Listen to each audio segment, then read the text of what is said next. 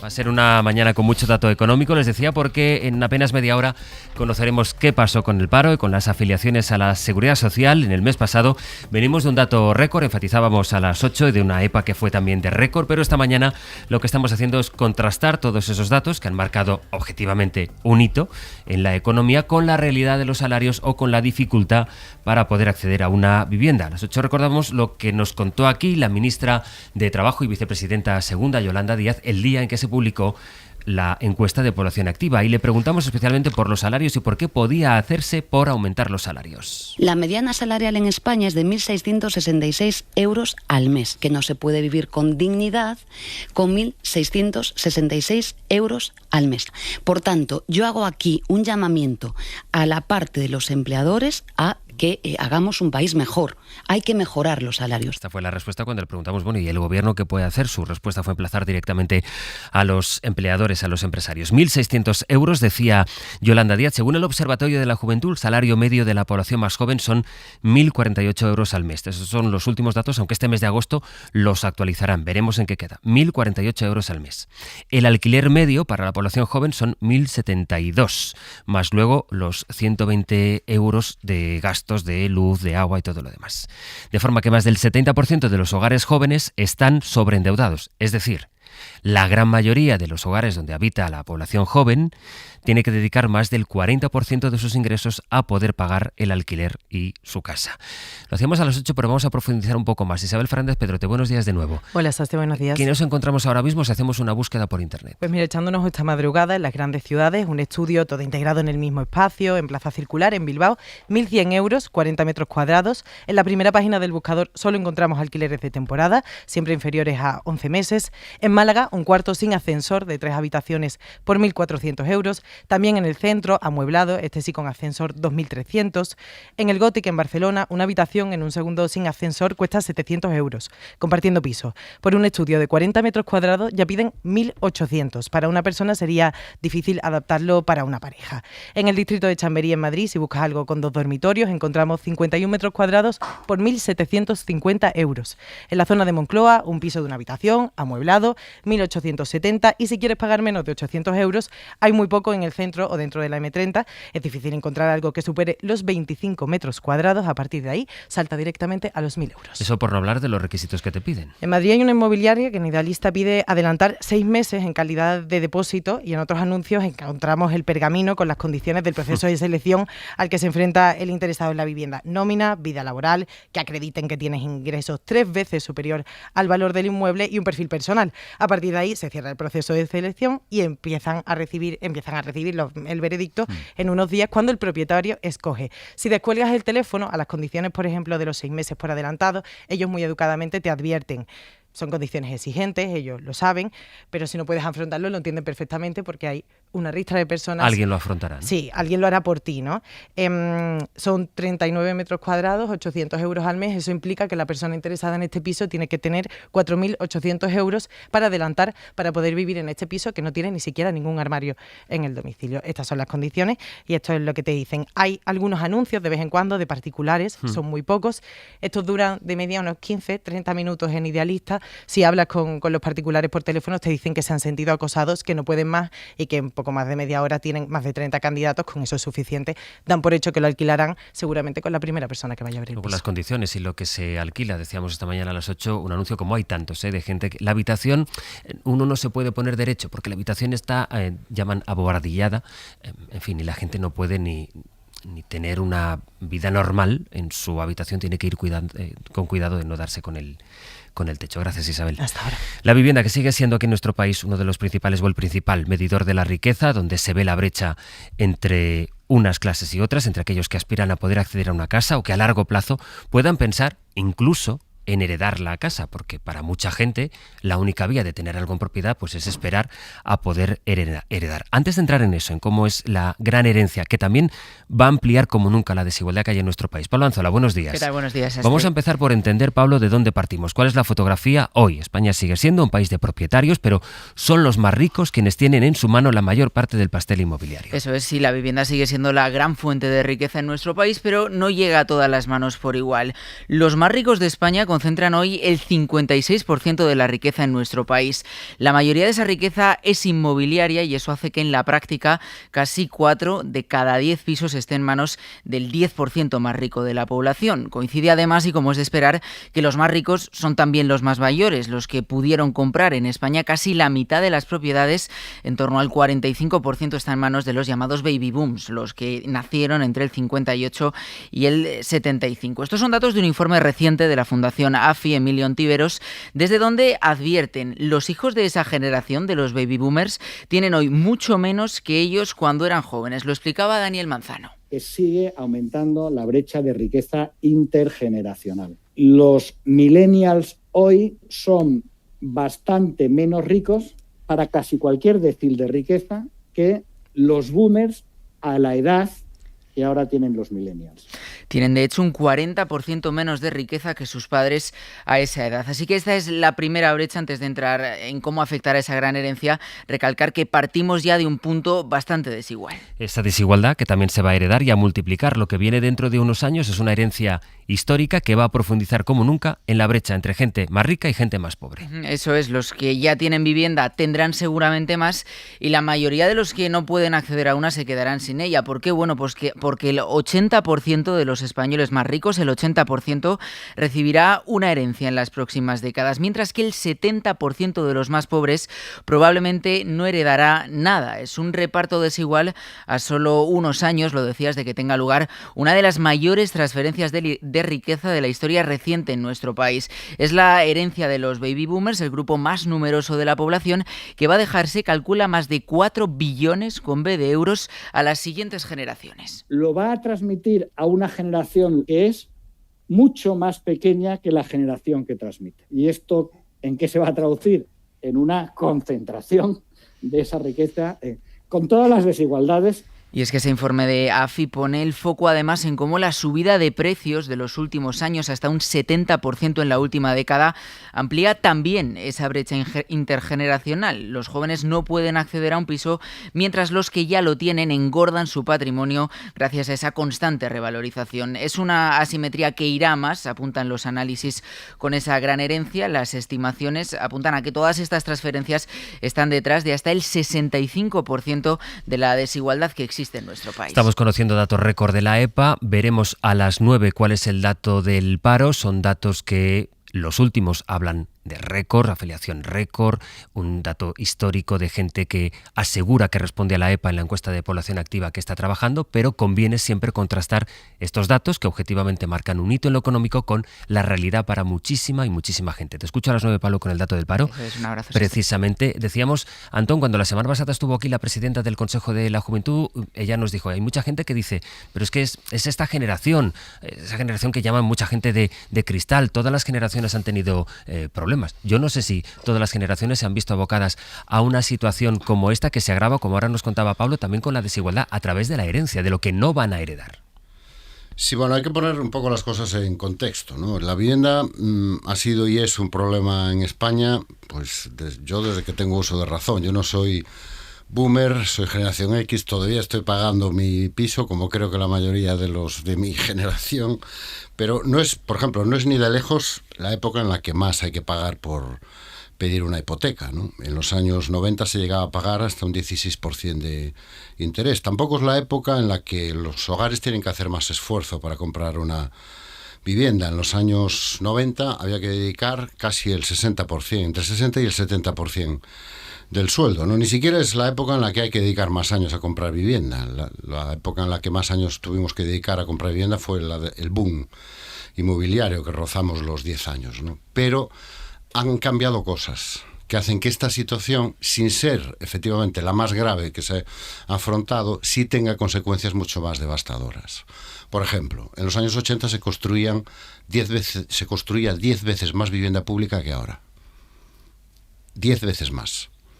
En este momento estamos en un 3, algo de vivienda pública. En los años 80 rozábamos el 7 o el 8%. Había, de hecho, todos los que compraron piso en aquella época recuerdan las famosas viviendas de protección oficial, que había prácticamente en todas las ciudades y en todos los barrios. Ahora no hay vivienda pública, es que no la hay.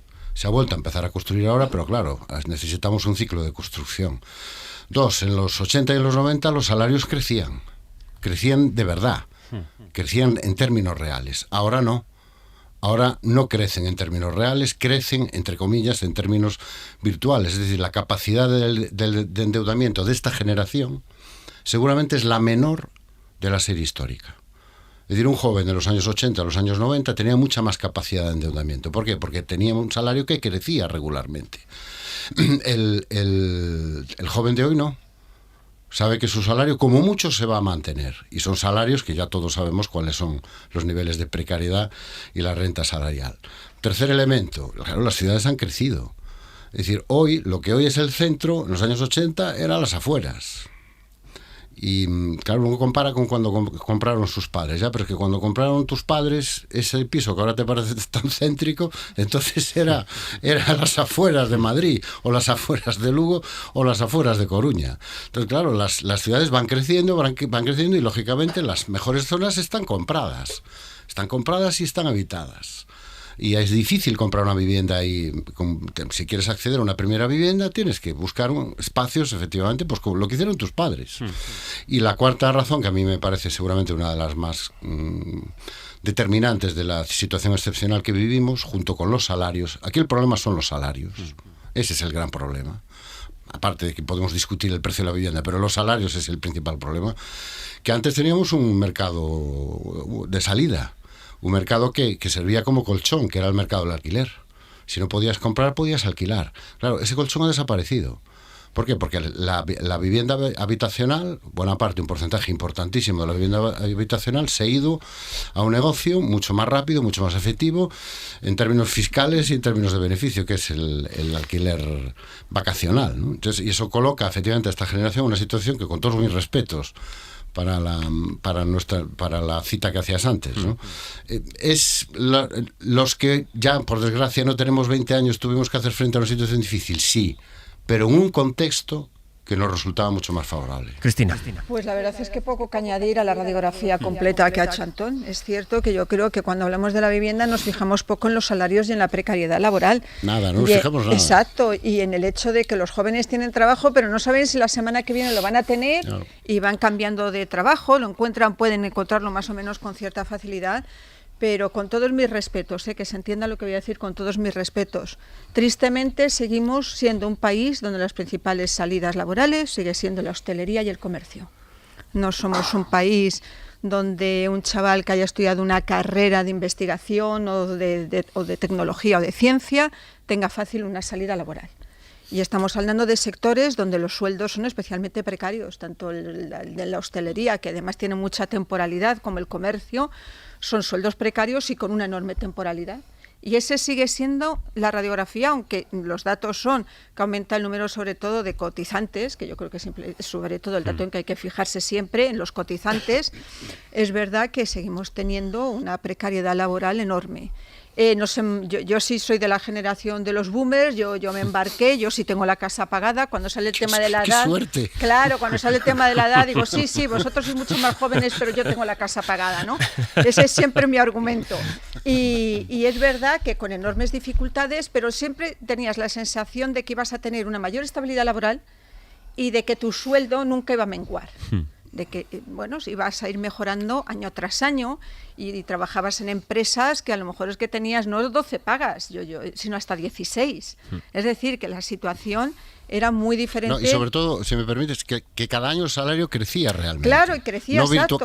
Claro, cada año tenías un poquito más de capacidad adquisitiva, ¿no? Sí, exactamente. Que decías, bueno, voy a pagar esto, pero el año que viene me va a suponer menos esfuerzo porque tendré un mejor salario. Eso es. Entonces, eso es, y yo, es verdad, yo también entré en el mercado laboral en los años 90, que en los años 90, 80, 90, también había unos altísimos niveles de paro. Has recordado esos créditos al 12, al 13 y al 15% de interés. 16, y el 16. Eso lo he pagado yo también, pero aún así, la perspectiva de futuro que teníamos en aquella generación, en un proceso político lleno de incertidumbres, pero era una perspectiva mucho mejor que la que tienen ahora los chicos. Y luego, que bueno, lo ha dicho FEDEA, lo ha dicho el Banco de España, lo han dicho todas las organizaciones, en este país necesitamos cientos de miles de pisos de nueva construcción, de alquiler social, no solo de alquiler social para jóvenes, sino también de precio asequible para clases medias. No tenemos llevamos 20 años o 30 de retraso. Por incorporar una perspectiva más, dejadme saludar a Jaime Palomera, que es doctor en Antropología Económica, codirector del Instituto de Investigación Urbana y autor del libro El secuestro de la vivienda. Señor Palomera, ¿qué tal? Buenos días. Hola, buenos días, ¿cómo estáis? Estaba escuchando ahora la conversación que teníamos aquí con Antón y con Cristina. Le querría preguntar para empezar si está de acuerdo en el diagnóstico de que tenemos un problema no solo, que también y por supuesto en el precio de la vivienda, pero especialmente en los salarios en este país. Sí, en buena medida. Es decir, hay un problema claramente de creciente desigualdad y es deseable, como se planteaba, que aumenten los salarios. Esto siempre es deseable. El problema es que el precio de la vivienda desde hace tiempo se ha desvinculado de la economía real y de los salarios. El precio de la vivienda aumenta a un ritmo muy endiablado desde hace tiempo y por lo tanto, por mucho que aumentemos los ingresos, lo que vamos a ir viendo, lo que está pasando en España y en otros países, es que el precio de la vivienda se come cada vez una parte mayor del salario. Por mucho que tú lo aumentes, si los alquileres pueden subir sin ningún tipo de límite, lo que hacen es que se tienden a comer esos ingresos, esos salarios. Pero si me permitís apuntar una cosa, hablabais de un dato muy importante que es el de la cuestión de las herencias. Sí. Está pasando en España algo muy similar a lo que está pasando en buena parte de Europa. Y es que desde hace años, desde hace unas décadas, se hizo una apuesta. La apuesta era construir una sociedad de propietarios donde todo el mundo, quien más, quien menos, iba a poder comprarse su casa con esfuerzo y también con ayuda del gobierno, ¿no? En nuestro país se hizo mucha vivienda protegida que terminó en manos de las familias en forma de propiedad privada y también enormes deducciones fiscales, en torno a 160.000 millones de euros para que la gente se pudiera comprar una casa. Esto permitió que dos generaciones, básicamente Baby Boomer y Generación X, se pudieran comprar su casa, como digo, con esfuerzo, pero que tuvieran acceso a esa sociedad de propietarios y el fundamento de esta sociedad de propietarios era no solamente que ibas a tener una casa, sino que la casa es la mejor de las inversiones. Esto es una política que empezó ya en los años de Thatcher, a final de los 80, en nuestro país con Solchaga y Boyer, y era una serie de medidas que hacía que tú ibas a ser propietario de esa casa, que se iba a desregular el precio de la vivienda en todos los sentidos, que se iba a hacer menos vivienda pública y también se iban a regular los mercados del alquiler. Pero el objetivo básicamente era que, aunque los salarios bajasen, como que el patrimonio de las familias aumentaba, es decir, el precio de tu casa aumentaba, por lo tanto tu riqueza aumentaba, tu riqueza patrimonial que aumentaba compensaba la caída de los salarios reales. Esto funcionó hasta la gran crisis financiera de 2008. Desde entonces, lo que hemos vivido no es solamente una crisis coyuntural, sino un cambio de paradigma. Las nuevas generaciones están accediendo a la compra básicamente a través de la herencia. Hay quien puede, hay excepciones, pero hay millones de personas que su manera de acceder a la vivienda en propiedad va a depender de la herencia. Esto lo que hace es que cada vez más gente depende su futuro de esta gente, no de su trabajo, no del propio mérito, sino sobre todo de la familia en la que naces. Es decir, si tus padres te van a dejar o no casa en propiedad. Eso tiene muchas consecuencias en términos democráticos. Es decir, hace que la propia legitimidad del sistema democrático empiece a temblar y que los jóvenes cada vez desconfíen más de lo que la democracia liberal prometía, que es que con tu propio esfuerzo podías mejorar. Pero es que además lo que estamos viendo es que quien está adquiriendo más viviendas, quien está comprando la mayoría de casas que salen a la venta, son quienes ya tienen propiedades. Y lo que está sucediendo es lo que contabais muy bien al principio, y es que hay una concentración cada vez mayor de la riqueza en la parte superior, entre los más ricos. Significa que a partir de ahora va a haber menos herencias, se van a heredar menos propiedades o se van a concentrar más. Es decir, vamos a una sociedad, si la vivienda sigue siendo, y nada parece que vaya a hacerlo cambiar, sigue siendo el gran indicador de riqueza que va a haber en este país, va a haber mucha más vivienda concentrada en muchas menos manos. Exacto. Y esto es muy importante porque, como decíais, es verdad que hay una crisis intergeneracional, una desigualdad entre generaciones, pero se calcula que más o menos en torno a 4 billones de euros en forma de viviendas en propiedad, 4 billones van a pasar de la generación baby boomer a la generación millennial. Pero el problema es que cuando preguntamos, por ejemplo, en Madrid y Barcelona, a las personas que viven de alquiler si esperan heredar, el 70% dicen que no. Esto significa que los millennials no van a heredar todos. Hay una parte que va a heredar y una parte que no. Que esto rompe también un mito. Es la idea de que todos los millennials, hijos de los boomers, como sus padres son propietarios, van a heredar. Pues no, lo que estamos viendo en las grandes ciudades es que la gran mayoría de aquellos que ya no son propietarios y viven de alquiler, lo que dicen cuando les preguntamos en los estudios que vamos realizando es que no esperan heredar. Y esto tiene que ver con que una parte muy importante de las viviendas en manos de la generación baby boomer se las van a terminar quedando aquellos que ya tienen muchas casas. Esto, por ejemplo, va a pasar en el momento de la jubilación. Hay muchas personas mayores que para poder tener una jubilación digna van a tener que venderse la casa, pues por ejemplo, para pagarse la residencia. ¿Quién compra esa casa cuando sale al mercado? No la compra un millennial trabajador que va a tener su primer piso, sino que la compra alguien que ya tiene un número importante de propiedades. Pero esto, yo os doy un dato. Sí. Por entenderlo, es que esta vivienda no la compra entonces, no la van a comprar cuando decimos que muy poca gente va a tener muchas casas. No solo estamos hablando de los llamados grandes tenedores o fondos de inversión, también estamos hablando de personas que tienen una propiedad, que van sumando otra propiedad y que la propiedad es de alguna manera lo que les garantiza, pues como usted decía ahora, las pensiones. Sí, pero fíjate que la mayor concentración se da entre aquellos que tienen más de 10 propiedades. O sea, sí que son grandes tenedores. Claro, es que de hecho en la última década lo que hemos visto es que hay una minoría de la sociedad, el 5% más rico, que ha entrado en el club de los grandes tenedores. Y el dato que os iba a dar es este, y es que en los últimos 10 años el número de grandes propietarios, es decir, quienes tienen 10 o más casas, ha aumentado un 20%. Cuando tú miras cómo se están repartiendo las viviendas en propiedad, lo que ves es que se están redistribuyendo hacia arriba, que el mercado lo que está haciendo es, poco a poco, ir concentrando los pisos que salen a la venta en manos de quienes ya tienen muchos. Eso poco a poco, tanto en España como en muchos países de nuestro entorno, lo que nos va llevando es una sociedad cada vez más rota, más partida. Cuantas más propiedades tienen los más ricos, más ingresos pasivos tienen, que significa básicamente que tienen más rentas del alquiler. Cuantas más rentas del alquiler tienen, más necesidad tienen de comprar más casas, porque si tú tienes mucho líquido, ¿qué haces? Pues es verdad que puedes invertirlo en oro o en otro tipo de inversiones, pero una de las principales cosas que vas a hacer va a ser comprar más casas.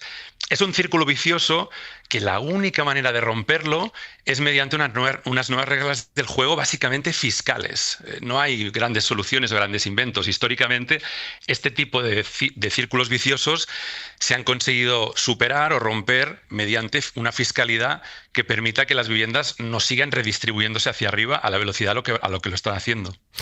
Un análisis, una perspectiva de lo que está ocurriendo y sobre todo de lo que puede ir ocurriendo. Queríamos esta mañana enfatizar a partir de ese estudio de la Fundación AFI Emilio Ontiveros de cómo no solo la vivienda sigue siendo, como decía, el gran indicador de propiedad y de riqueza y que distribuye también la desigualdad en nuestro país, sino de cómo esto va a ir evolucionando a partir de las herencias de aquellas personas que la única manera para acceder a la propiedad es a través de aquello que heredarán de sus padres. ¿Qué ocurre cuando esas herencias ya no se van a producir? Por todo esto que acabamos de describir en el análisis que nos ha ayudado a hacer Jaime Palomera. Pues de eso estamos hablando esta mañana. Así que, señor Palomera, doctor en Antropología Económica, codirector del Instituto de Investigación Urbana, le agradezco mucho su tiempo. Un saludo y buenos días. Gracias a vosotros. Un abrazo. Monrossi. Bueno, creo que aunque los datos avalan que evidentemente existe una brecha generacional en cuanto al acceso a la vivienda que comentabais antes, creo que la situación se ha agravado tanto en los últimos años que ya casi trasciende el mero hecho de que sean los jóvenes los que ya simplemente tienen problemas de acceso a la vivienda. Esta misma mañana aquí habéis escuchado las declaraciones de una persona de 45 años que se ha separado y se ha tenido que ir a vivir con su madre, aunque tiene un trabajo estable, porque no puede pagarse un alquiler en la ciudad en la que vive. Y en realidad es que yo creo que ante lo que estamos es como un retrato muy nítido de una evidencia de dos clases, una dicotomía social en este país. Quienes viven de ser propietarios de vivienda, no digo quienes son propietarios, sino quienes viven de ser propietarios de vivienda, de ser rentistas, y quienes sobreviven para poder pagarse donde viven. Y ante esa tesitura es ante la que se tiene que situar la política, justo ante esa tesitura, ante la tesitura de si la vivienda en este país debe ser principalmente un derecho de quienes son propietarios a enriquecerse a costa de los demás, o un derecho básico al que tenemos que tener todos acceso. Y por tanto es un problema exclusivamente de voluntad política. Que es complicado, que es un lío competencial, que no hay soluciones mágicas, por supuesto, eso ya lo sabemos. Pero para eso está la política, y se han afrontado problemas de intervención en el mercado directamente, de intervención de precios en este país, desde el precio de la electricidad, el precio en su día en la pandemia de productos básicos como la mascarilla, se han afrontado y se han intervenido. Ya sabemos cuál es el concepto que tiene la derecha de este tema del acceso a la vivienda. Bueno, pues que se construya mucho, que los que construyen y los que son propietarios se enriquezcan todo lo que pueden, y que el resto que arree y se las apañe como pueda. Y si tiene que compartir piso con 45 años, 50 años, se tiene que ir a casa de su madre, o se tiene que ir a vivir a apartamentos de 30 metros a 70 kilómetros de su lugar de trabajo o del centro de las ciudades, pues que se vayan. La izquierda, en teoría, y digo en teoría porque los resultados son, siendo prudentes, muy modestos en 8 años de gobierno progresista, el proyecto que debe defender o las soluciones que debe defender para el tema de la vivienda son absolutamente las contrarias. Y es verdad que se han implementado algunas medidas y que están contando con la oposición principalmente de las comunidades autónomas del Partido Popular, pero vamos para 8 años de gobierno. Y este gobierno, en gran parte de esos 8 años, ha arrastrado los pies. La pasada legislatura la invirtió prácticamente íntegra a discutir en el seno del gobierno sobre una ley de vivienda que ahora mismo está dando muy pocos resultados, y debería ser consciente de que no hay otra cosa ahora mismo que afecte a más millones de ciudadanos que la imposibilidad en este caso de acceder a una vivienda. Con el dato recién publicado del paro y afiliaciones a la Seguridad Social, del que acabamos de informarles a las 9 de la mañana, que habla de una ligerísima caída del paro y de una muy ligera también aumento, de una ligera crecida en las afiliaciones, apenas 4.000, por tanto un frenazo en la contratación. Es el dato del paro que refleja la foto de cómo está en este momento tanto el empleo como el desempleo, en este caso, como las afiliaciones, las contrataciones en nuestro sistema, que estamos contrastando esta mañana con el precio de la vivienda y sobre todo la evolución o la no evolución de los salarios. Hablábamos antes con Jaime Palomera. Este sábado en A Vivir habló Lourdes Lancho con Javier Burón, que es director gerente de la empresa de vivienda pública de Navarra, y él hacía esta reflexión sobre algo que comentábamos también aquí en esta conversación en el arranque del Abierto, en cómo hay una generación que ya puede ser propietaria de vivienda y que, decía él, también a ellos les corresponde asumir un sacrificio en la venta o en el precio de los alquileres de sus inmuebles. Yo lo que creo es que cuesta mucho mirarle a los ojos a tus propios votantes, a la boomer buffe, y decirles, mira, vivisteis, os habéis esforzado, habéis trabajado duro, habéis hecho progresar el país, le habéis dado formación a vuestros hijos, os tenemos un montón de cosas que agradecer, pero el modelo inmobiliario os ha ido queriendo beneficiar casi en todos los momentos de vuestra vida, y ahora tenéis unos bienes a los que les traéis un rendimiento y tenéis que bajar el pistón. Tenéis que ganar. Había otra reflexión interesante de Javier Burón cuando comparaba, ahora que Monrosi hablaba de las políticas, y por aquí quiero que sigamos el análisis. Él comparaba el modelo Madrid con el modelo, digamos, que aplican ahora en Cataluña, emulando políticas puestas en marcha en Navarra o en el País Vasco. Y tenemos dos modelos encima de la mesa, y cualquier persona que nos escuche pues me entenderá muy bien. Oye, mira, ¿qué va a funcionar mejor? Madrid, con 278.000 nuevas viviendas, que van a acabar siendo todas viviendas de mercado, y sin control de alquileres, y toda una jungla, porque nadie inspecciona y sanciona nada, y ahí cada uno hace lo que le da la gana. ¿Eso va a funcionar mejor? ¿O va a funcionar mejor el modelo de Cataluña, con 50.000 viviendas protegidas, que sean siempre protegidas y que sean siempre asequibles, gestionadas por operadores públicos y privados que trabajan juntos? Lo que nos devuelve un poco, Antón, a la pregunta que nos planteaba Monrosi: ¿qué puede hacer la política? ¿Qué consensos hay? ¿Y qué pasa, por ejemplo, con la limitación de los precios? Es decir, estos dos contrastes, creo que el modelo en que lo explicaba Burón de Madrid y Cataluña simplifica, pero a la vez nos ayuda a entender dos maneras de aproximarse al problema. Bueno, dos modelos. Llevamos 4 décadas sobre dos modelos de afrontar las políticas públicas de vivienda, ¿no? Dos modelos que con el tiempo han tendido a acercarse, y yo creo que eso ha generado un consenso en el lugar equivocado en torno a las bondades del mercado para resolver la cuestión de la vivienda, y que ahora, bueno, pues esos dos modelos empiezan a distinguirse otra vez nítidamente ante la evidencia de que esto, con la mano invisible del mercado, que diría Adam Smith, no se va a arreglar, porque en este caso la mano invisible, además de invisible, es un poco tonta y no sabe exactamente cómo gestionar esta situación. El mercado no nace para redistribuir la riqueza. El mercado acaba respondiendo a una serie de dinámicas que se explicaban antes, ¿no? Se está produciendo una concentración de vivienda. Bueno, igual que en su día con políticas fiscales se estimuló la compra de vivienda, con políticas fiscales hoy se puede desestimular la concentración de la vivienda. Pasa que efectivamente hay que tomar la decisión. Y esa no es una decisión popular en un país donde muchos de los que votan a los dos grandes partidos da la casualidad que también son propietarios de una vivienda. Por cierto, en la tertulia yo creo que habría que dividir no entre jóvenes y viejos, sino entre los que son propietarios como Cristina y los que, y todos los demás. Y los que estamos pagando una hipoteca.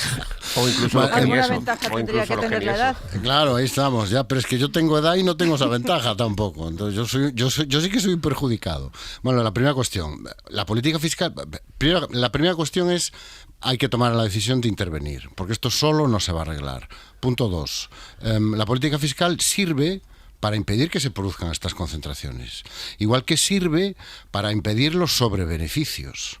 Es decir, si se están generando sobrebeneficios en un sector, eso se puede tasar fiscalmente y se puede castigar fiscalmente para que, efectivamente, como decía el invitado a la Vivir, los propietarios bajen el pistón. Aunque sinceramente yo no creo que la política de vivienda en España se resuelva a base de la buena voluntad de la generación de los boomers. O sea, a ver si ahora los boomers van a ser los culpables de lo que está pasando con el alquiler turístico. O a ver si ahora los boomers van a ser los culpables de que se haya renunciado a construir vivienda pública pues en las últimas 3 décadas, ¿no? Y un elemento que para mí es esencial y fundamental: hay que acabar con el agujero negro del alquiler turístico, porque eso es un pozo sin fondo de dinero negro y de fraude fiscal, que es lo que hace que el negocio sea tan lucrativo y tan rentable. Igual que en su día se entró en el mercado del alquiler, y hizo muy bien Hacienda, y ahora el alquiler está muy vigilado fiscalmente, esto tiene que empezar a ser vigilado fiscalmente. Porque buena parte de los beneficios y esta necesidad de meter todos los pisos ahí, es que eso es un pozo sin fondo. Un pozo sin fondo de beneficio, de dinero negro y de fraude fiscal. Y finalmente hay que decir a la gente que esto no se arregla mañana, que no hay soluciones mágicas y que efectivamente tenemos que hacer un esfuerzo enorme de construcción de vivienda pública que nos aseguremos que no acabe en la especulación. Pero claro, eso es un ciclo que como mínimo es una década. Pero no podemos seguir siendo un país que está en la mitad de la media europea de vivienda pública en este momento. La mitad. Es que Alemania, por cada vivienda pública que tenemos aquí, Alemania tiene 4. Y ellos tienen también un problema con el precio de la vivienda. Porque efectivamente, lo decía muy bien el invitado, el precio de la vivienda se ha desvinculado de la realidad de los salarios. Tiene su propia inflación, sí. Claro. Su propio Pero índice. también, volvemos a lo mismo, la capacidad, en este país llevamos 2 décadas en un crecimiento real de los salarios. Así es muy difícil acceder a nada. Ni a la vivienda ni a nada. Y luego, hablando de política, también estaría muy bien que los anuncios de promoción de obra pública, si es que esa es una parte de la solución, que parece que mayor o menor, pero es una parte de la solución, no se vengan a acumular en las campañas electorales, como nos pasó en la de, yo creo que fue la de mayo, ¿no? En aquellas autonómicas y municipales en las que hubo una cascada de anuncios. 183.000 pisos Pues propuso, siguiendo la suma, Pedro Sánchez. Pues Sería interesante, estamos a mitad de la legislatura, sería interesante de saber de esos ¿en qué punto están los 183.000 pisos exactamente en qué punto estamos. Porque yo creo que uno de los grandes problemas en un asunto que tiene muchos, es muy complejo y depende de muchas cosas, porque, por ejemplo, la figura del rentista ha existido toda la vida, pero lo del piso turístico no. Eso es un fenómeno nuevo que ha venido todavía a dificultar más la situación. Bueno, sí existía, pero no en estas dimensiones. No, pero era más de playa, de veraneo, del alquiler de playa, de veraneante de playa, sí. Pero no era el día a día de las ciudades, ni mucho menos como es ahora. Entonces yo creo que ahí tenemos el primer gran problema, es que la administración, ya que hablamos de la administración local, autonómica y nacional, no ha hecho su parte. Es que no ha hecho su parte, es que recordaba Antón el dato de que en los años 80, porque he tomado nota de los datos que ibas dando, Antón, se construía 10 veces más vivienda pública que ahora. Sí. Es que tenemos el problema de que se dice, bueno, ¿qué hacemos? Venga, zonas tensionadas, se limita la subida de los alquileres. Bien, ojo, que este era un modelo, y lo ha recordado Monrosi. Costó toda una legislatura que se pusieran de acuerdo Unidas Podemos y el PSOE, porque nunca fue el modelo del PSOE. Entonces el primer negociador fue Ábalos, el que empezó negociando con Pablo Iglesias y luego con Yone Belarra, y lo de las zonas tensionadas y el control de los alquileres nunca fue el modelo del PSOE, y Ábalos nos explicaba que esto, el efecto que iba a tener en un país, además que tenemos un concepto de ser un país muy de propietarios, esto lo que iba a hacer era detraer la oferta, y en algunos casos está pasando que está detrayendo la oferta. Pero en todo caso, primero la administración la que tiene que hacer su parte, pero en algún momento hay que empezar, porque esto es a largo plazo, porque esto no se construye en 2 días. Claro. Había propuestas interesantes, una de las últimas veces que se habló de este tema, por ejemplo, que era blindar en la vivienda de protección oficial, de modo que jamás pasa al mercado. No vuelva a pasar al mercado, ni pasando 10 años, ni 12, ni 15. Tú la adquieres en unas condiciones, y si la quieres vender, la tienes que vender en las mismas condiciones, hombre, teniendo en cuenta el incremento del índice de la vida, pero en las mismas condiciones en las que tú la has comprado. No te casas tampoco con la vivienda, no estás condenado a vivir siempre en ese sitio. Pero es verdad que nunca deberían dejar de tener esa protección especial. Esa puede ser una de las medidas. Y luego, bueno, es muy interesante, ¿no? Porque cuando se habla de los boomers, que somos los grandes propietarios, el 45% de la vivienda, es verdad que en muchos casos esos boomers, y termino muy rápido, han podido dar a sus hijos una educación en la que ellos ni aspiraban, pero luego cuando llega la hora de la verdad, que es la hora del empleo, el trabajo y la vivienda, es cuando se produce el gran muro. Bueno, sí. Yo creo que en este tema es fundamental ir al origen del planteamiento, ¿no? Porque estamos hablando de cosas que también son muy importantes, como por ejemplo los salarios, ¿no? La revalorización salarial. En este país, este gobierno sí que lleva a gala una política laboral que ha supuesto la revalorización de los salarios, principalmente remolcados a costa del salario mínimo interprofesional de manera exponencial en los últimos años. O la construcción de vivienda de protección. Da igual. Si no vamos al meollo de la cuestión, que es reventar las reglas del juego que están marcando un mercado inmobiliario que básicamente enmascara una economía explícitamente extractivista, es decir, las rentas de la mitad del país están yendo a enriquecer a la otra mitad del país, mientras que no vayamos a alterar esas reglas del juego, lo demás da igual que suban los salarios 100, 200, 300, 400 euros al mes, si un propietario de una vivienda tiene derecho a pedirte de 700 euros a 1.400 al mes siguiente, o da igual que construyamos decenas de miles de viviendas protegidas si legislamos, y lo decía ahora mismo Cristina, si legislamos en favor de que esas viviendas protegidas pasen al mercado libre cada vez en menos tiempo. En los últimos 5 años en este país han pasado al mercado libre 230.000 viviendas. Viviendas de protección oficial que hemos pagado con nuestros impuestos y que han contribuido a que unos pocos se enriquezcan. Y eso es política. Hay gente, hay proyectos políticos que defienden que la vivienda de protección oficial, por ejemplo, pueda salir al mercado cuanto antes. Lo hemos visto en el caso de la Junta de Andalucía con Juanma Moreno, el proyecto de ley que tiene de ley de la vivienda. Y eso es política, por tanto, hay que decidir. ¿Qué pesa más? ¿El derecho de un propietario a enriquecerse a costa de un trabajador que intenta sobrevivir para pagar un piso, en muchos casos de ínfimas condiciones? o hay que proteger ese derecho, en teoría básico, del acceso a la vivienda? En eso es en lo que se tiene que posicionar la política, y una vez que se posicione, pues tomar decisiones. Claro que no hay recetas mágicas y que no vamos a acabar mañana por la mañana con este problema, pero se están arrastrando los pies a la hora de decidir y de acotar el margen de actuación de, por ejemplo, grandes capitales extranjeros que vienen cada año a nuestro país a comprarse decenas de miles de inmuebles para especular con ellos, o, insisto, el derecho a que de la noche a la mañana alguien se pueda comprar un bloque de vivienda y a familias que llevan ahí toda la vida pedirles que paguen el doble o el triple de alquiler de un día para otro, porque esas son las políticas que están arruinando proyectos de vida íntegras desde hace décadas en este país. Decía que la confrontación de modelos nos hace aterrizar en otra de las polémicas que seguro esta semana irá creciendo un poco de vuelo, con esas declaraciones de Salvador Illa este fin de semana en el diario Ara, en el contexto de las negociaciones por la financiación singular de Cataluña. El presidente de Cataluña habla de dumping fiscal madrileño. Ellos defienden un modelo económico de acumulación insolidaria de recursos. Acumulan, generan mucha prosperidad y en vez de compartirla, lo que hacen es una acumulación insolidaria con rebajas fiscales que alteran la competencia entre territorios. Yo creo que hay que poner freno a esta competencia desleal, a este dumping fiscal. Esto de bajar impuestos con la mano izquierda y con la derecha pedir más recursos.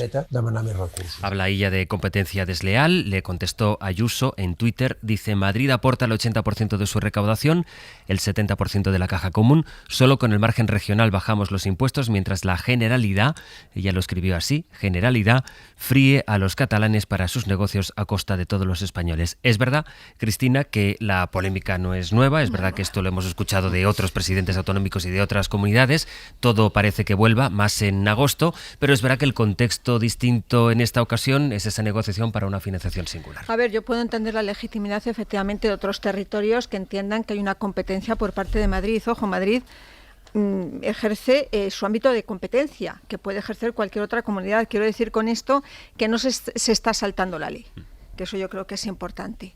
Y me parece paradójico porque lo dice el presidente de una comunidad autónoma que está negociando un modelo de financiación singular similar al cupo vasco, y que hay que recordar que tanto el sistema vasco o navarro son sistemas profundamente insolidarios con el conjunto de España. Y se está intentando, y claro, ¿qué pasa? Que en el asunto de Cataluña es mucho más grave porque representa el 19% del PIB de este país. Es un motor de España-Cataluña, sin ninguna duda. Y esa es la gran paradoja. Yo no le considero que ya esté tan preocupado por el tema del dumping fiscal, de la competencia que Madrid puede hacer, sobre todo a las comunidades limítrofes, Castilla-La Mancha, Castilla-León, sino que está preocupado por la competencia que Madrid ejerce con Cataluña. Esa es su principal preocupación. Conocimos un informe de financiación singular en el que había una cláusula ante Madrid en la que se decía: a mí usted me va a dar la recaudación y la gestión de mis impuestos, pero quiero que limite la capacidad que tiene Madrid de manejar, de determinar cuál es su margen de maniobra con la parte que tiene cedida de impuestos. Me parece escandaloso por parte de Salvador Illa. No sé, ha habido una especie de yo creo que Salvador Illa siempre se habla de las dos almas que tiene el PSC, ¿no? Y que siempre se habla de un alma más soberanista que ha provocado a veces trasvases, ¿no? Entre el PSC, RC. Pues yo creo que practica una especie de soberanismo light, de soberanismo soft, no sé si, la última encuesta del CEO en Cataluña... ¿Tú crees que Salvador Illa es realmente un soberanista? No lo creía. No lo sé si es una cuestión también de posicionamiento político, por si ve algún peligro o algún riesgo, ¿no? Teníamos el último sondeo del CEO que hablaba de que la horquilla más alta, evidentemente la horquilla más alta no se suele dar. Habría la posibilidad de una alternativa en gobierno de Salvador Illa en la horquilla más alta y de que se recuperaba un poquito, ¿no?, el tema independentista. Pero es una especie, es que desde, es verdad, y esto a mí directamente me lo ha confesado cargos de la Generalitat, de que Madrid y la financiación de Madrid se ha convertido en un objetivo. Y hemos pasado una especie un poco del España nos roba al Madrid nos roba. O sea, que decir que el problema de financiación de Cataluña somos Madrid me parece un juego como poco tramposo. Monrossi. Bueno, que la Comunidad de Madrid viene ejerciendo políticas de dumping fiscal desde hace décadas y especialmente bajo el mandato de Isabel Díaz Ayuso es un hecho constatable en los datos. Por ejemplo, ya se documentaron los trasvases de un montón de grandes patrimonios a la Comunidad de Madrid por el simple hecho de la bonificación absoluta decretada por el gobierno de Isabel Díaz Ayuso de ese impuesto, del impuesto de patrimonio. Y eso genera el trasvase principalmente, y esto hila también con la discusión que teníamos antes, de patrimonios basados en el rentismo que encuentran en la Comunidad de Madrid su pequeña especie de paraíso fiscal, en competencia desleal, por supuesto, con otras comunidades autónomas, y también cayendo en la contradicción que sí que comparto, que señalaba el presidente de la Generalitat, Salvador Illa, de que mientras reduce la capacidad de recaudación de la Comunidad de Madrid, achaca al gobierno central de Pedro Sánchez no tener recursos suficientes, por ejemplo, para tener las urgencias disponibles en verano en la sanidad pública madrileña o para tener los recursos suficientes en la educación pública. Por tanto, esto es un hecho constatable y yo creo que difícilmente debatible. ¿La Comunidad de Madrid ejerce política de dumping fiscal? Sí. Ahora bien, dicho esto, que la Comunidad de Madrid ejerza políticas de dumping fiscal legitima al gobierno de la Generalitat de Cataluña para romper las reglas del juego de la financiación autonómica y desmarcarse con una hacienda propia que beneficie a un territorio ya de por sí beneficiado desde un punto de vista económico y eminentemente rico?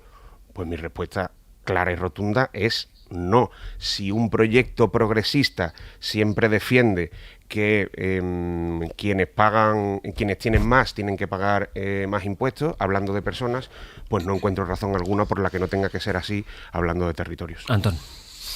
Bueno, se han puesto muchos temas encima de la mesa. Lo primero, decir a la presidenta de la Comunidad de Madrid que, hombre, aunque solo sea por educación, es Generalitat, ¿no? O sea, no hace falta, no sé,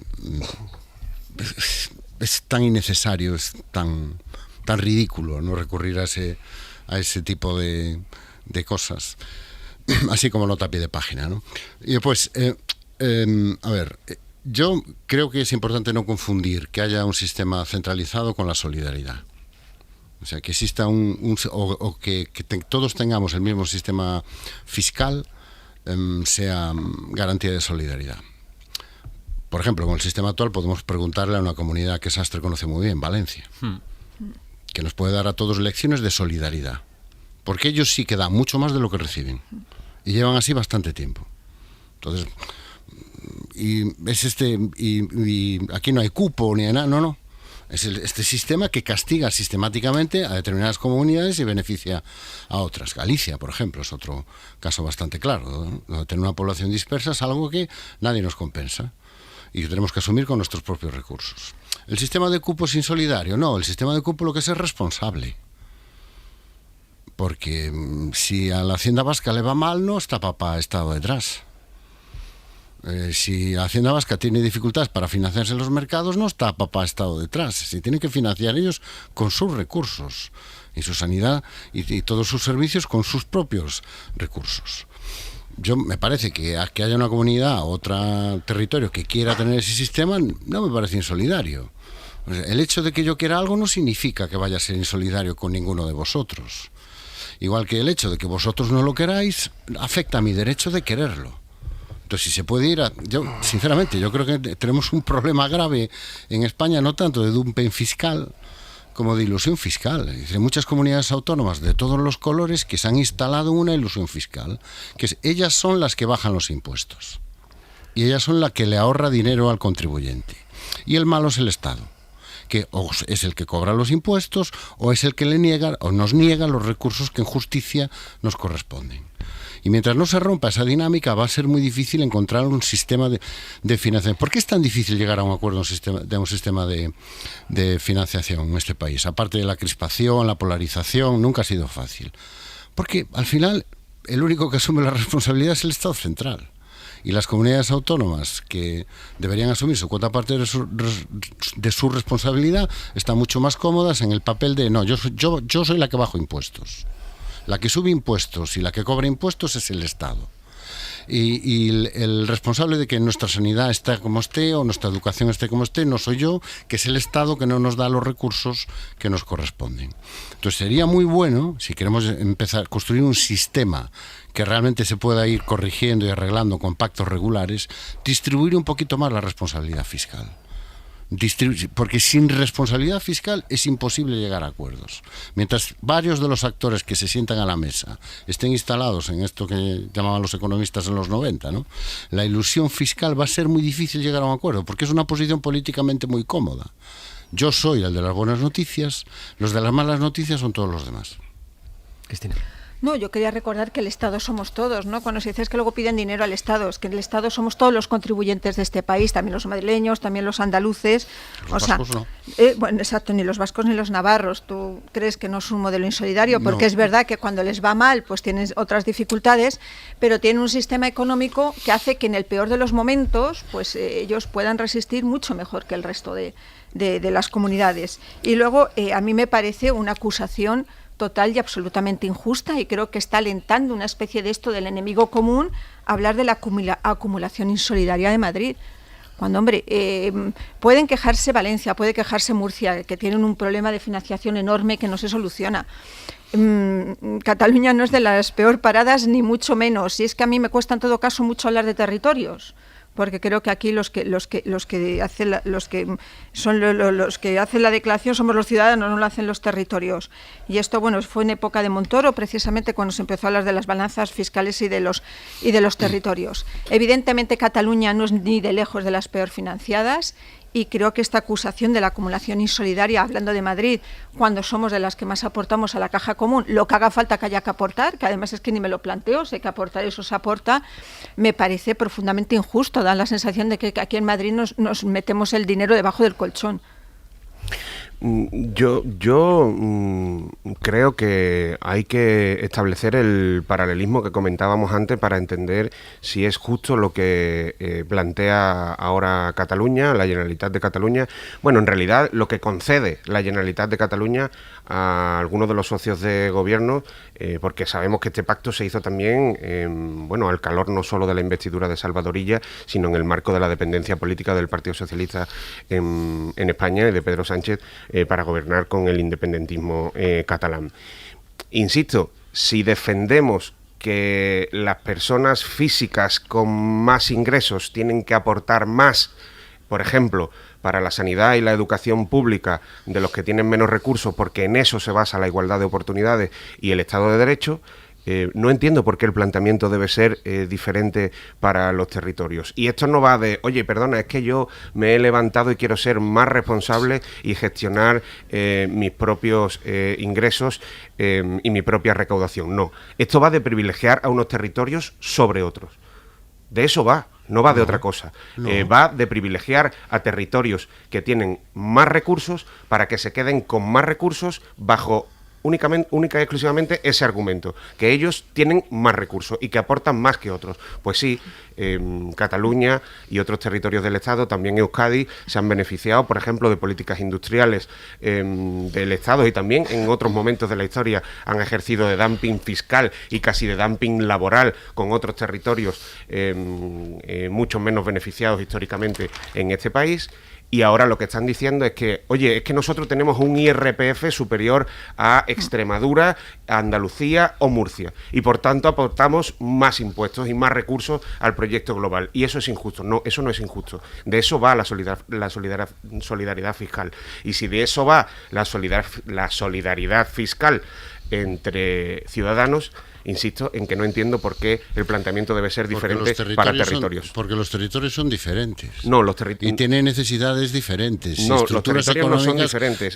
Un sistema y la diferencia como el no catalán, significa necesariamente privilegio. Sí, claro que sí. Entonces, igual que la uniformidad no significa necesariamente solidaridad. No habléis a la vez, Antón. Perdón, Cataluña está planteando esto para ser más solidaria, ¿no? Y para aportar más dinero, o para privilegiar a los ciudadanos catalanes que tienen más IRPF, por ejemplo, respecto a los del campo de Gibraltar.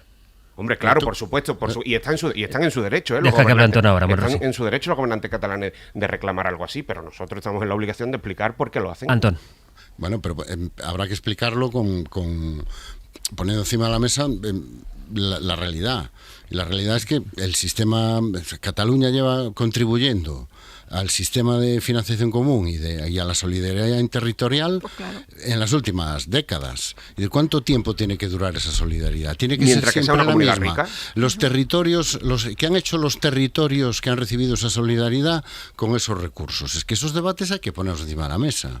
Y yo vivo en una comunidad autónoma que tiene una fisonomía y un territorio muy peculiar y una población distribuida de una manera que no se parece en nada a la de Cataluña. Entonces yo necesito un tratamiento fiscal diferente, porque tengo necesidades diferentes. Entonces la diferencia no significa privilegio, igual que la uniformidad no significa solidaridad.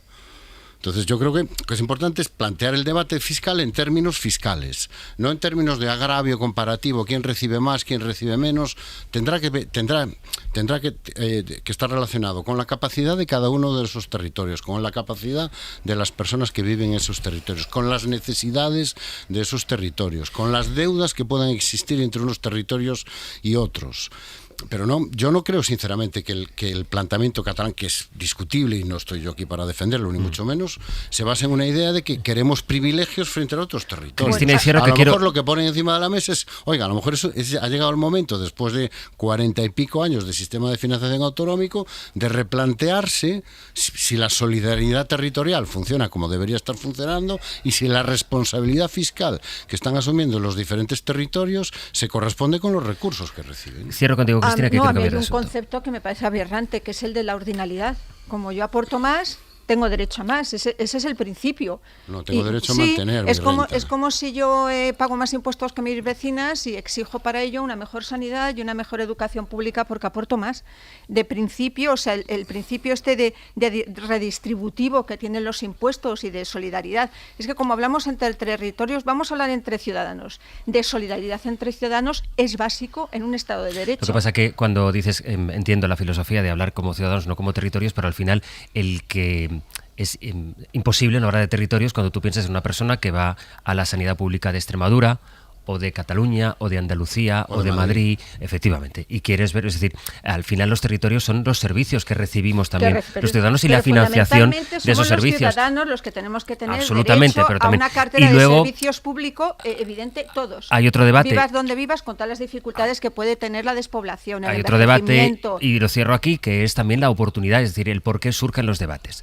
Estamos hablando de esto porque hace un año se necesitaban los votos de Esquerra Republicana para la investidura de Salvador Illa, y eso es lo que ha acabado propiciando un debate que al final arrastra sobre dice Antón, el debate sobre, oye, tenemos durante mucho tiempo, este país ha tenido la incapacidad. Y yo es que recuerdo, yo cubrí ruedas de prensa de Pedro Solbes cuando era ministro y hablaban ya de la financiación autonómica y aquello acababa, pues sí, gastábamos muchas horas en hacer muchas crónicas, pero acabó en lo que acabó y aquí estamos. Y efectivamente este país necesita un debate sobre eso. Pues parece que sí, ¿no? A la vista está. La cosa es que tenemos que ser conscientes de, bueno, este debate viene propiciado por la coyuntura política por la que viene propiciado. Coyuntura política, los currículums, que de pronto han aparecido también en la crónica política. Hoy además con una novedad que están contando nuestros compañeros de Radio Madrid. Valeria Chamorro, buenos días. Buenos días. Y es el caso de Ana Millán. Ana Millán es número 3 del Partido Popular de Madrid. Es la vicepresidenta de la Asamblea Regional. Y se presentó como licenciada cuando en realidad Valeria no había terminado sus estudios. Así es. Millán inició su carrera en la política presentándose ante los vecinos de Arroyomolinos, un municipio al suroeste de la Comunidad de Madrid, como licenciada en Ciencias Políticas. Y lo hizo no en una ocasión, sino en al menos 2 en las elecciones municipales de los años 2003 y 2007, como consta en la propaganda electoral que distribuyó su partido durante esas campañas. A día de hoy, sin embargo, no hay ni rastro de esa formación universitaria en el currículum oficial de la vicepresidenta de la Asamblea de la Comunidad de Madrid y número 3, como decías, de Isabel Díaz Ayuso. No aparece esa licenciatura, como digo, aunque en el currículum que facilitó a la Asamblea sí figura una diplomatura diplomatura en Gestión y Administración Pública por la Universidad Complutense de Madrid. La respuesta de Millán, que según el PP no se encuentra en España ahora mismo, ha sido pues desvincularse de la elaboración de esos folletos, pero no explica cómo le atribuyeron una formación que en realidad no tenía. Lo que sí ha hecho es reconocer que esa licenciatura la empezó, pero que nunca llegó a terminarla. Y una portavoz de la formación confirma, eso sí, que le quedaron algunas asignaturas. En el PP de Madrid se pasan el problema, atribuyen el error a quien elaborara esos panfletos, es decir, al propio PP de Arroyomolinos, y en todo caso lo que dejan claro es que Millán no miente porque un folleto publicitario no es mentir en un currículum. Así lo han justificado. Millán, hay que recordar, lleva años. Acaba, Valeria, acaba. Sí, Millán, tenemos que recordar, como decía, lleva años bajo los focos por sus problemas con la justicia y tiene aún pendiente la resolución de la causa que una jueza de Navalcarnero, al sur de la región, abrió contra ella por presuntos delitos de corrupción. Presuntamente, lo que hacía Millán era cobrar pagos de un empresario local, camuflados en este caso en forma de alquiler, a cambio de adjudicaciones que la Concejalía de Juventud de Arroyomolinos, que ella misma dirigió. Su entorno lo que ha hecho siempre es defenderla, decir que es inocente y que cuando acabe ese recorrido judicial, Millán explicará con todo detalle la indefensión a la que asegura se enfrenta desde que comenzó esa investigación. Gracias, Valeria. A vosotros. A mí en la facultad me enseñaron que la publicidad es vinculante. Pero claro, igual es que yo me quedé ahí. Monrosy, eres un antiguo. Sí, soy un antiguo. Te pierdes en technicalities. Efectivamente. Pues mira, para poner el contexto, David Junquera, que está por ahí. Hola, David, buenos días. Hola, muy buenas. Pues este caso de Ana Millán que estamos contando hoy se suma a los últimos acontecimientos que hemos ido conociendo estos últimos días, que teníamos casos en Madrid, con Noelia Núñez precisamente, en Valencia o en Extremadura. La guerra de los currículums, Sastre, que se desata de vez en cuando y que se ha cobrado 3 víctimas en el último mes. Es cíclico. Cada cierto tiempo tenemos un caso sonado que se lleva por delante la carrera de un político y entonces asistimos a un fenómeno temporal de historiales laborales menguantes que se estiran y se encogen. La espoleta en esta última oleada fue la caída de Noelia Núñez, valor en alza en el PP, Delfina de Ayuso. Óscar Puente empezó a esparcir en redes la sombra de la duda sobre su CV y pasó de 2 titulaciones a 0 y de valor en alza a política dimitida y reconvertida en tertuliana de televisión. Su caso inició nuevas batidas curriculares, periodistas y partidos se ponen a revisar y siempre salen cosas. El comisionado de la Dana, histórico del PSOE en Valencia, José María Ángel, también ha abandonado sus cargos. Lo suyo sería todavía peor porque está en tela de juicio toda su carrera. Anticorrupción investiga si falseó un título para elevar su estatus como funcionario y si lleva viviendo de eso desde los 80. En Extremadura ha dimitido un consejero por presumir de un título que no tenía. Hasta hace poco tenía el carnet de Vox. Son los primeros caídos en esta guerra. En el pasado, episodios similares provocaron la dimisión de una presidenta de comunidad. El fin de Cristina Cifuentes lo provocó el caso Máster. O el de una ministra, Carmen Montón, socialista, cayó por un escándalo relacionado con su currículum. Los partidos han dado órdenes a los suyos de que revisen de arriba abajo sus historiales académicos y laborales. Así que vamos a asistir en los próximos días al fenómeno de los currículums Guadiana, donde antes hubo títulos que antaño aparecieron, pues ahora desaparecen. Hasta luego, David. Hasta luego. Luis Oncalas, un lector del diario El País, que hoy escribe a su director desde Algeciras esta carta. Soy de esos universitarios que se encerraba en casa en época de exámenes, perdiéndose ferias y fiestas. De los que buscó un curro de fin de semana para poder estudiar. De los que tenía miedo a suspender por lo de perder la beca. De esos cuyos padres se privaron para que pudiera optar a una vida mejor. De los que sufrieron las múltiples reformas educativas que solo hicieron empeorar la situación. De los que encadenan interinidades.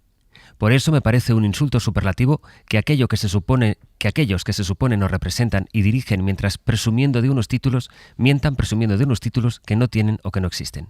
Ser universitario es algo muy especial, no siempre recompensado y no siempre valorado. Ellos y sus titulitis. Monrosy. No me puede parecer más pertinente este testimonio, porque tengo la sensación de que estamos asistiendo en las últimas semanas, salvando las distancias evidentemente de cada caso, pero con el escándalo de Santos Cerdán primero, luego de Montoro, y ahora con este escándalo que yo también califico como tal, a pesar de que haya quien pueda hacer chascarrillos o se lo tome más a broma, tengo la sensación de que estamos asistiendo permanentemente a la vitaminización, la gasolina para los que defienden la antipolítica, para los que vienen a cargarse las reglas del juego bajo el discurso de que la política en realidad no vale para nada y que solo es una forma para que medren mediocres completamente ajenos al interés de la gestión de lo público. Y sabemos que no es así, y no es así. Y tenemos que reivindicar permanentemente que no es así, que la inmensa mayor parte de la gente que se dedica a la política gente honesta que tiene un interés real de servicio público. Pero estos casos son muy, muy graves. Y yo creo que también retratan una forma de funcionamiento interno de los partidos en los que ya hace mucho tiempo, si es que eso alguna vez de verdad operó, hace mucho tiempo que dejó de operar como principal argumento la valía de los integrantes en los proyectos políticos para progresar o no políticamente. Hay gente, lo decías tú en esa carta al director del País, hay gente que se deja años de vida en emprender, unos estudios, una formación que le habilite, que le acredite para luego ejercer una responsabilidad. Y por tanto, yo creo que corromper esas reglas del juego es absolutamente un insulto para la ciudadanía. A mí no me parece indispensable para ser un buen responsable público tener una alta cualificación, pero sí que me parece absolutamente indispensable para ser un responsable público ser honesto. Y yo no puedo llegar a entender cómo altos responsables políticos de este país directamente se inventan sus currículums sin que pase nada en sus organizaciones políticas y sin que nadie certifique cuál es su formación. Me parece una manera de corromper también las reglas del juego, que solo supone gasolina para los de la antipolítica y para los monstruos. Antón.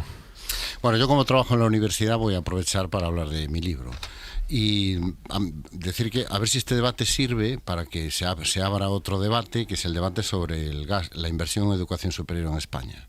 Ya que tanto nos importa y les importa a los responsables públicos la educación universitaria, pues a ver si eso se traduce en que, por ejemplo, dejemos de ser un país donde, con respecto a la media de la OCDE, nuestro gasto por alumno es un 25% inferior, casi la cuarta parte menos. O nuestro gasto total en educación superior está casi un punto por debajo de la media de la OCDE o medio punto por debajo de la media de la Unión Europea. Entonces, por lo menos a ver si ya que tanto les preocupa tener títulos universitarios, pues por lo menos que la educación universitaria deje de ser la cenicienta dentro del gasto en educación, ¿no? Y él echa la cuña publicitaria. La reflexión política es que hay muy poco que añadir. Es que a mí, de verdad, esto de... No es mentira porque era un folleto publicitario. Es que nos toman por idiotas, hombre.